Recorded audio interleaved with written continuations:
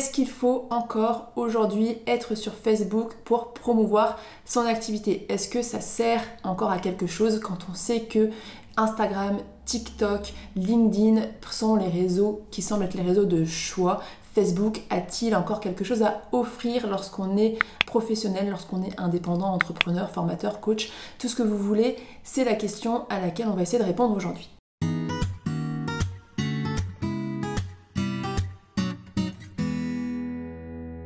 Alors déjà, est-ce que Facebook est dépassé? Est-ce que Facebook est has-been? Clairement, pas forcément pour tout le monde. Moi, je pose la question à mon petit frère, il me répond que Facebook ne sert plus à rien, que Facebook c'est pour les vieux. La réponse, elle est bien plus nuancée que ça. Oui, Facebook a toujours un intérêt, Facebook n'est pas dépassé. Facebook reste un réseau social avec plus de 3 milliards d'utilisateurs dans le monde, c'est énorme. Et en fait, la seule chose avec l'émergence effectivement de TikTok, d'Instagram, etc., c'est que son audience est vieillissante. On a plutôt une audience qui va avoir entre 30 et 65 ans. Là où sur des réseaux comme Instagram et TikTok encore plus, on va être sur une audience beaucoup plus jeune. Donc l'audience est différente, mais il y a énormément de monde sur Facebook, ce qui en fait un levier et un vivier de clients potentiels énorme. Facebook a aussi l'intérêt d'avoir des fonctionnalités qu'on ne trouve que sur Facebook et d'avoir un ancrage local très fort, bien plus que sur Instagram, bien plus que sur TikTok ou que sur LinkedIn. Ça va passer par les pages professionnelles, par la possibilité de créer des événements, par la fonctionnalité de calendrier qui vient avec, par les groupes, par intérêt, par ville, etc. Tout ça, l'aspect communautaire de Facebook, il est encore le seul, le plus fort en tout cas, à le proposer et ça marche encore très bien. Plus concrètement, quels vont être les atouts? Quel est l'intérêt aujourd'hui d'être sur Facebook pour promouvoir son activité en tant qu'indépendant, en tant qu'entrepreneur? Ça va d'abord être cette visibilité locale. Facebook reste l'un des réseaux qui vous offre le plus de visibilité locale par rapport à Instagram, par rapport à TikTok, même si eux aussi ont leur fonctionnalité. Facebook est très efficace sur ce point et dans des secteurs comme le coaching sportif à domicile ou en tout cas dans une zone précise comme la restauration, etc., Facebook reste encore très intéressant, si ce n'est pas l'un des plus intéressants pour toucher localement les gens, que ce soit par la page professionnelle, par la création de groupes locaux. Facebook va vous permettre de vous faire connaître localement. Cette fonctionnalité de groupe, donc elle a un intérêt pour l'ancrage local, elle a aussi simplement un intérêt pour fédérer une communauté, pour rassembler des personnes qui s'intéressent à votre thématique. C'est-à-dire que si vous êtes formateur en prise de parole en public, si vous aidez les jeunes parents dans leur organisation quotidienne, vous allez pouvoir créer un groupe jeunes parents débordés ou entraide, etc.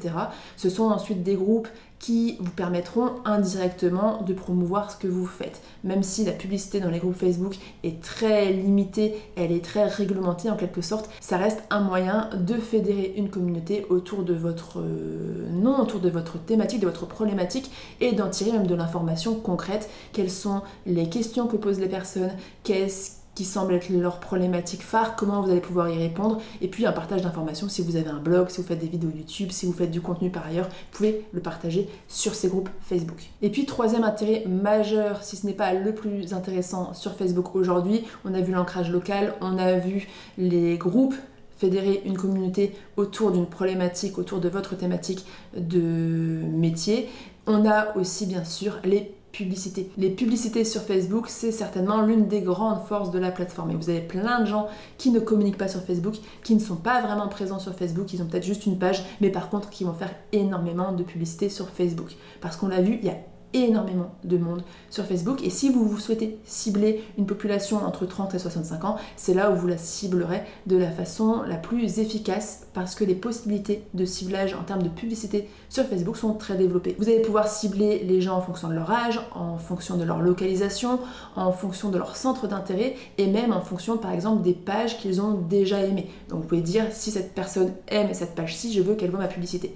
Donc ces possibilités-là, elles sont très intéressantes et elle donne aussi à Facebook un avantage sur d'autres plateformes et il en reste un outil de choix pour tout ce qui est publicité. Et quand je dis publicité, c'est à la fois pour vendre quelque chose mais c'est aussi surtout pour promouvoir un contenu gratuit ou pour simplement gagner en notoriété et vous faire connaître. Maintenant, vous vous en doutez, Facebook va avoir ses limites. On en a déjà parlé, il y a toute la question de l'âge du public de Facebook, c'est-à-dire qu'on est sur un public plus âgé, 30 voire même 35 ans, plutôt 65 ans. Donc si vous ciblez un public plus jeune, Facebook ne sera certainement pas le réseau le plus pertinent. Les jeunes n'y sont plus beaucoup, donc il faut bien sûr prendre ça en compte.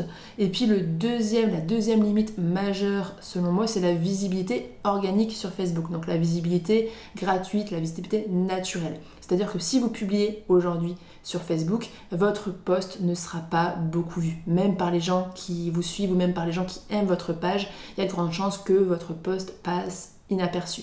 D'où aussi la possibilité sur Facebook de booster un post. Il y a différentes façons de faire de la publicité. Vous pouvez faire une publicité native, en quelque sorte, créer une publicité qui sera uniquement une publicité. Et puis vous pouvez créer des posts et les booster, donc des posts sponsorisés qui peuvent permettre de gagner en visibilité dans le fil d'actualité avec vos posts. C'est honnêtement pas la façon de faire de la publicité qui fonctionne le mieux, mais ça se fait.